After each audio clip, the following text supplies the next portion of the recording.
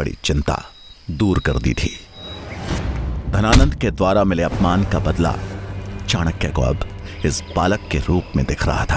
बालक, मुझे क्षमा करे, अगर समय पे लकड़ियां लेके नहीं गया तो दंड निश्चित है। कौन देगा तुम्हें दंड? किस गुरुकुल से हो तुम और कौन है तुम्हारा गुरु? मेरा कोई गुरु नहीं है, मैं एक सेवक हूँ, अपने स्वामी के लिए काम करता हूँ। कौन है तुम्हारा स्वामी? मैं उससे मिलना चाहता हूँ। मैं तक्षशिला का आचार्य हूँ और मैं चाहता हूँ कि तुम मेरे साथ तक्षशिला चलकर अपनी शिक्षा की पूर्ति करो। तक्षशिला? आप तक्षशिला के आचार्य है? मैं भी पढ़ना चाहता हूँ, लेकिन शायद वो मेरे भाग्य में नहीं लिखा। आप मेरे स्वामी मन्नादेव से मिल सकते हैं, परंतु मुझे लगता है कि आपका प्रयास व्यर्थ होगा। ऐसा क्यों? क्योंकि मन्नादेव अपने सेवकों को इतनी आसानी से छोड़ते नहीं हैं। चल के देख लेते हैं किसकी विजय होती है, तुम्हारे स्वामी की या फिर मेरी। ठीक है।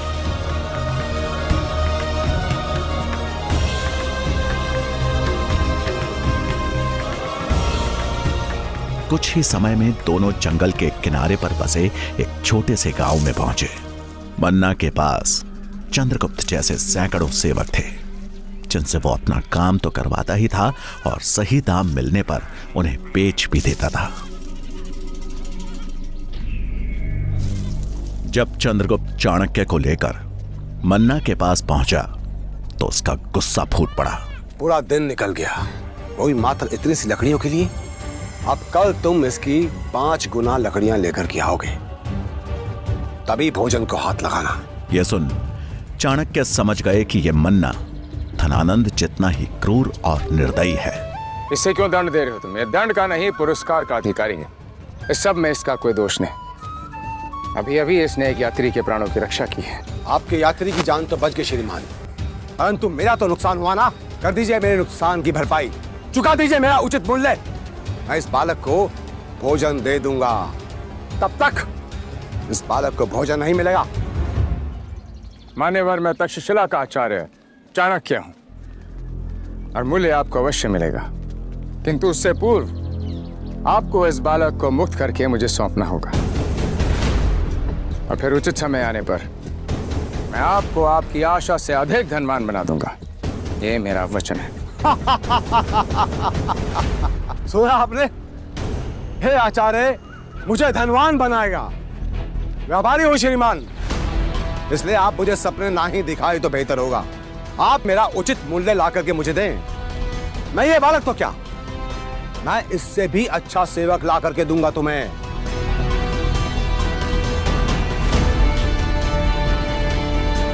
वैसे क्या दिखा आपको इस साधारण से बालक में?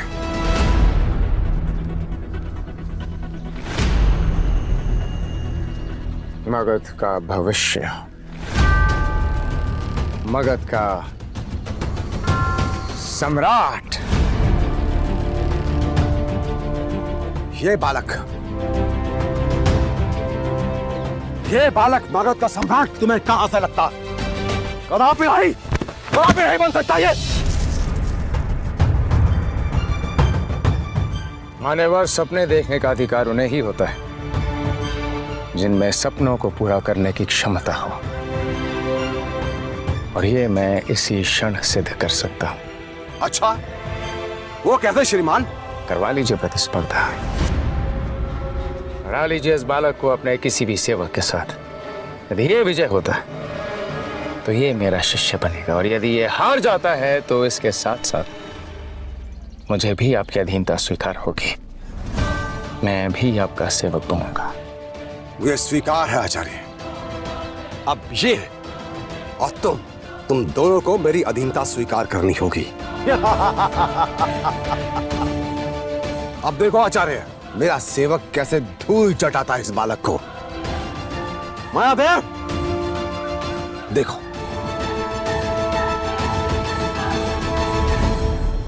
उसने अपने सबसे शक्तिशाली सेवक मायादेव को चाणक्य के सामने खड़ा कर दिया। मायादेव, पलक झपकते ही धूल चटा दो इस बालक को। मायादेव की विशाल कदकाठी को देख चंद्रगुप्त घबरा गया, लेकिन तभी चाणक्य ने चंद्रगुप्त के कान में धीरे से कुछ कह दिया।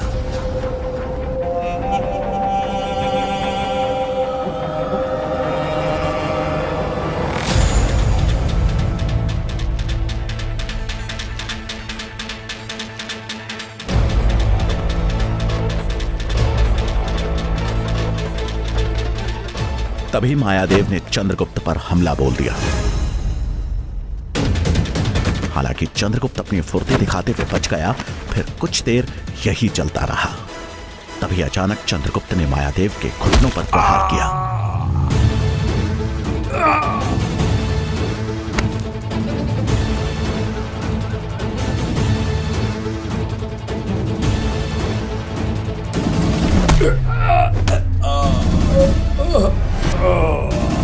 मायादेव, अगर तू इस बालक से हार गया तो मैं तुम्हें कभी माफ नहीं करूंगा। मन्ना के चिल्लाने से चंद्रगुप्त का ध्यान एक पल के लिए भटक गया। तभी मायादेव ने इसका लाभ उठाया और चंद्रगुप्त को अपने चंगुल में फंसाकर दूर हवा में उछालकर फेंक दिया। चंद्रगुप्त जमीन पर धड़ाक से गिर पड़ा। यह देख चाणक्य थोड़े निराश हो गए, जबकि मन्ना और वहां उपस्थित भीड़ शोर मचाने लगी।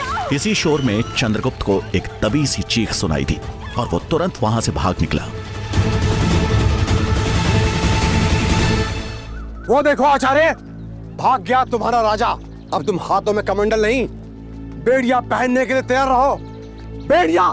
हालांकि चाणक्य समझ गए कि चंद्रगुप्त डर से नहीं बल्कि किसी और कारण से वहां से भागा है।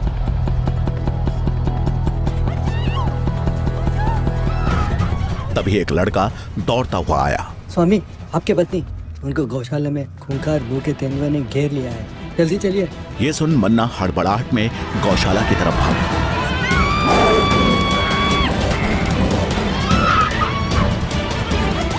गौशाला के बाहर लोगों की भीड़ जमा थी। अंदर से मन्ना की पत्नी की चीखने चिल्लाने की आवाज आ रही थी। ये चीख सभी के कानों में पड़ रही थी, लेकिन अंदर जाने की हिम्मत किसी की नहीं हो रही थी। और तभी सबको अचंभित करते हुए बालक चंद्रगुप्त ने गौशाला के अंदर छलांग लगा दी।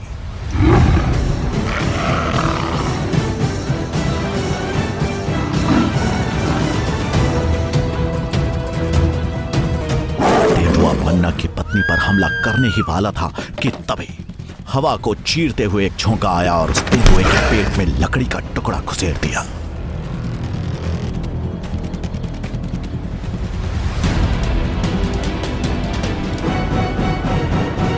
देखते ही देखते वो तेंदुआ अपनी अंतिम सांसें गिनने लगा। माई, अब आप सुरक्षित हैं। मैंने तेंदुओं को मार दिया है। जब मन्ना की पत्नी ने अपनी आंखें खोली तो उसे यकीन नहीं हुआ। उसके सामने चंद्रगुप्त खड़ा था। आज एक साधारण से सेवक ने मन्ना की पत्नी की जान बचाई थी।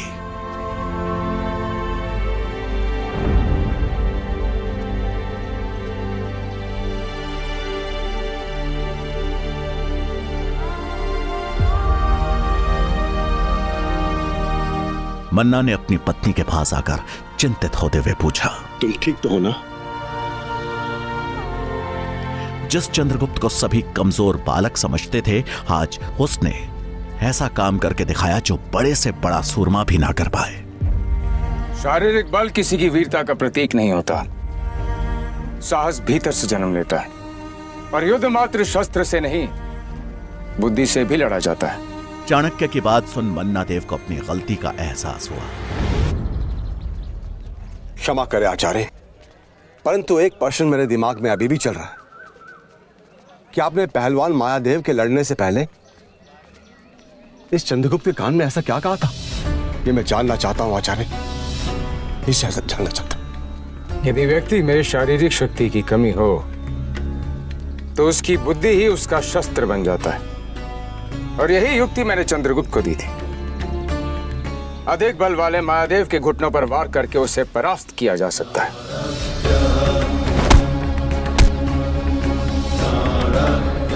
मन्ना देव चाणक्य के प्रतिभा से समझ गया था कि ये कोई साधारण आचार्य नहीं, बल्कि बहुत बुद्धिमान और अनुभवी आचार्य है। उसने चाणक्य से माफी मांग चंद्रगुप्त को आजाद कर चाणक्य को सौंप दिया।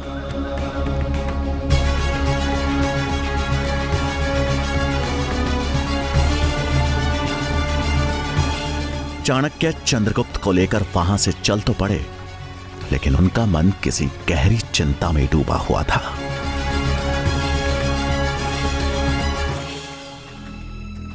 यदि यशोधरा तक धनानंद के दरबार वाली घटना पहुंच चुकी है तो न जाने वो किस मानसिक स्थिति में होगी। उसके प्राणों के लिए संकट हो सकता है।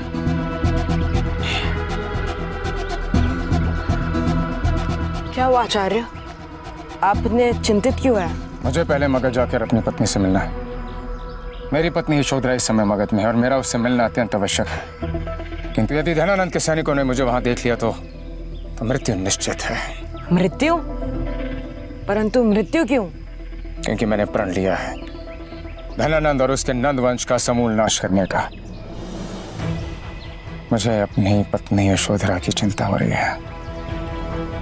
धनानंद के सैनिकों को मेरी पत्नी की वहां उपस्थिति का पता चल गया तो वो मेरी पत्नी को जीवित नहीं छोड़ेंगे। किंतु एक मार्ग है। मगध में प्रवेश करने का एक द्वार है जहां पे सबसे कम सुरक्षा व्यवस्था रहती है। हम उसी द्वार से मगध में प्रवेश करेंगे। चाणक्य बिना कोई पुनर्विचार किए वापस मगध की तरफ चल दिए, लेकिन वहां मुख्य द्वार पर कड़ी सुरक्षा व्यवस्था ने उन्हें फिर चिंता में डाल दिया। आचार्य, यहाँ तो बड़ी कड़ी सुरक्षा है। इनसे लड़े बिना प्रवेश करना बहुत कठिन होगा। शस्त्र उठाना हर समस्या का समाधान नहीं होता। यदि समस्या बुद्धिमानी से सुलझाई जा सके तो शस्त्र उठाना मूर्खता होगी। तो अब क्या करें आचार्य? तुम यही मेरी प्रतीक्षा करो, मैं आता हूं। इतना कहकर चाणक्य ने वहां पास ही में दिख रही कुछ जड़ी बूटियों को तोड़ा, उनका लेप तैयार किया।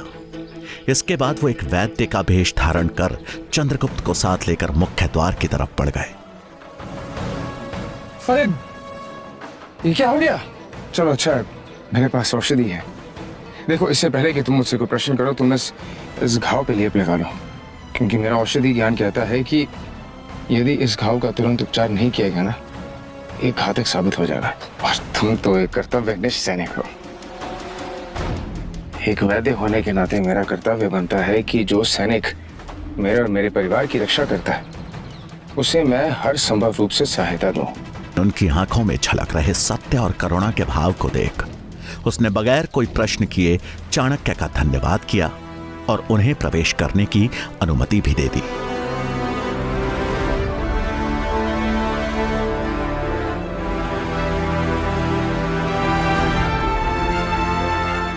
अब चाणक्य चंद्रगुप्त के साथ अपने घर के निकट पहुंच गए, लेकिन गली में मुड़ने से पहले ही अचानक उनके कदम ठहर गए।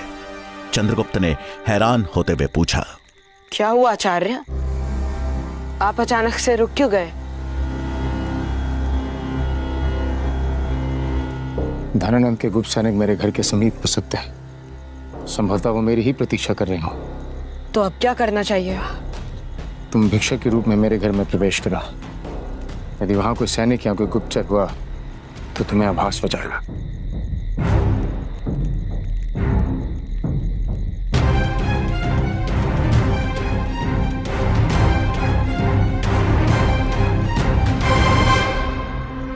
कुछ ही पलों में चंद्रगुप्त चाणक्य के घर के बाहर था।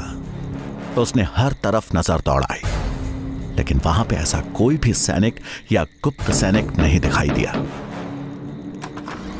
यशोधरा ने दरवाजा खोला। माता, भिक्षा मिलेगी? यशोधरा का मन अंदर से विचलित था, लेकिन घर पर आए भिक्षुक को खाली हाथ तो नहीं भेज सकती थी। हाँ पुत्र, घर में भोजन है, मैं तुम्हारे लिए लेकर आती हूँ। लगता है तुम बहुत देर से भटक रहे हो। ठहरो, मैं अभी आई। ये बोलते हुए यशोधरा अंदर चली गई। कुछ समय बाद जब वो भोजन और पानी लेकर लौटी तो यशोधरा ने चाणक्य को अपने सामने अचानक खड़ा पाया।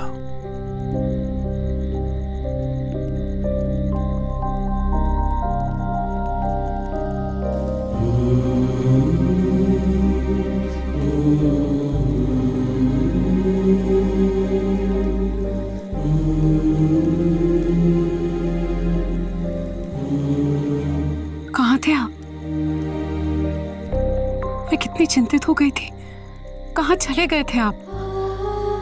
और ये बच्चा आपके साथ है? इधर सुनो, सब बताता हूं।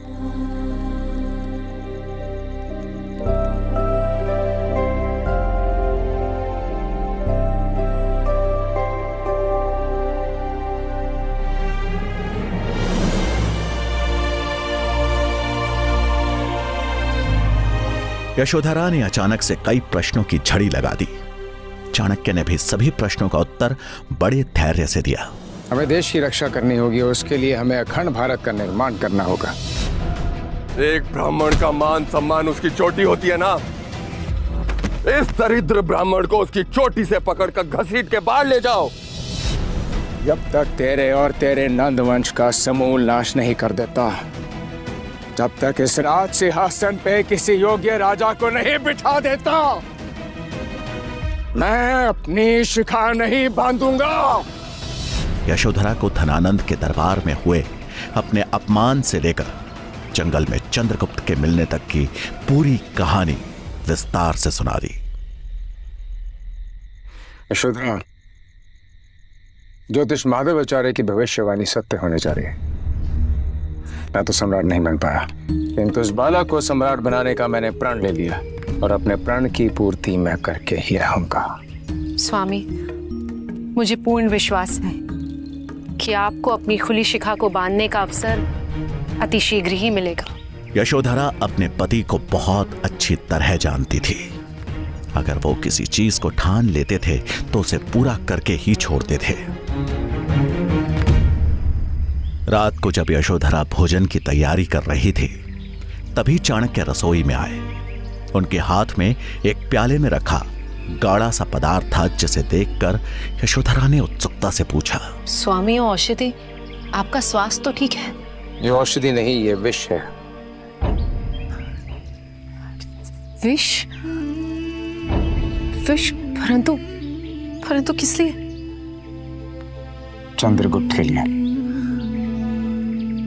तुम उसके भोजन में मिला के उसे खिला देना। नहीं,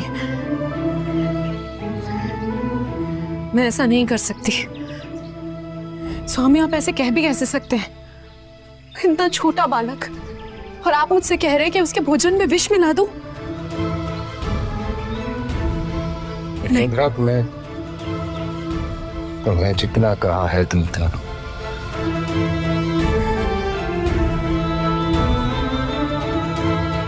ये विष चंद्रगुप्त को मगध का सम्राट बनाएगा। परंतु स्वामी, तो अब क्या होगा आगे? ऐसा क्या चल रहा है चाणक्य के दिमाग में? क्यों वो अपने ही चुने राजा को विष देना चाहते हैं? कैसे ये विष चंद्रगुप्त को बनाएगा मगध का नया सम्राट? जानने के लिए देखिए अगला एपिसोड। यशोधरा